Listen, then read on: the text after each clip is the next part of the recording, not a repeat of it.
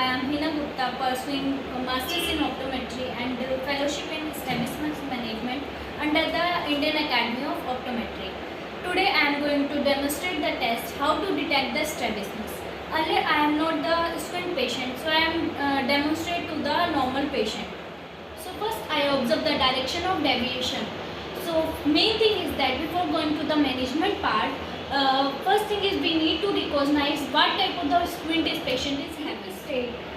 Ask the patient to look straight and observe the position of eyeball. And if there is any deviation of eyeball is noticed. So there you can notice there is no any type of deviation. So the patient is ortho. If any of the deviation is noticed, either eyeball is nasal towards the nasally or that is the esotropia. If eyeball is noticed towards the temporal side, then it is exotropia.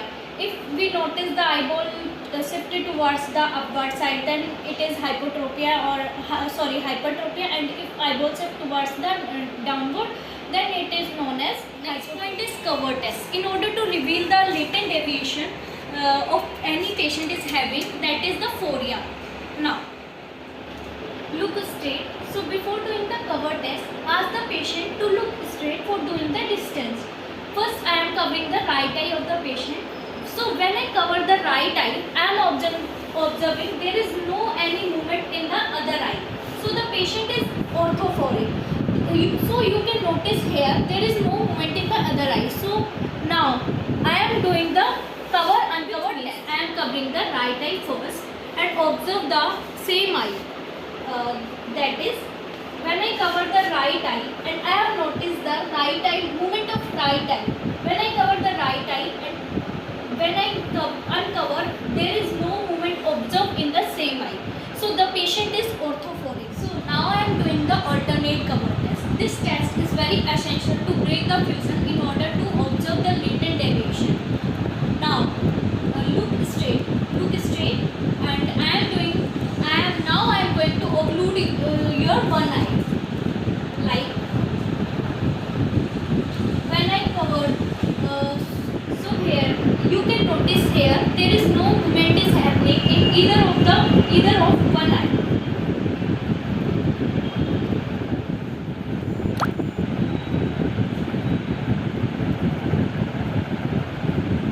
So the patient is orthophoric. Now I am going to doing the corneal reflex test, that is Hirschberg corneal reflex test, to see the estimate angle of a manifest deviation. So I am asking the patient to look straight.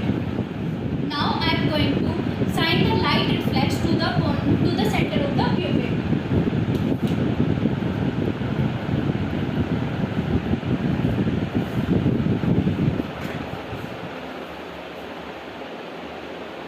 So the corneal light reflex is observed here to the center of the pupil. So here there is no deviation of the corneal light reflex to the center of the pupil. So the patient is completely orthophoric.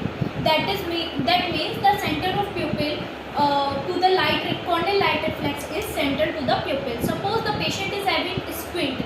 So the deviation of the corneal light reflex from the center of pupil is noticed in the squint. The patient is having esotropia. The corneal light reflex is shifted towards the temporal side. And if I notice the patient is having exotropia, then the corneal light reflex is shifted towards the nasal side. In this patient, there is no deviation in the eye, or you can see here the corneal light reflex is not any changes in the eye. Here you can notice the central corneal light reflex is seen in the center to the pupil. So the patient is orthophoric. The next part is competency. If the patient is orthophoric, no need to check the competency because the patient is not having any type of deviation. If the patient is having deviation, then in all the 9 cardinal gauges, there will be equal amount of deviation in all the 9 cardinal gauges. That is known as competency. So hence, this concludes that the patient is orthophoric. She is no tropia or phobia, completely orthophoric patient. Thank you.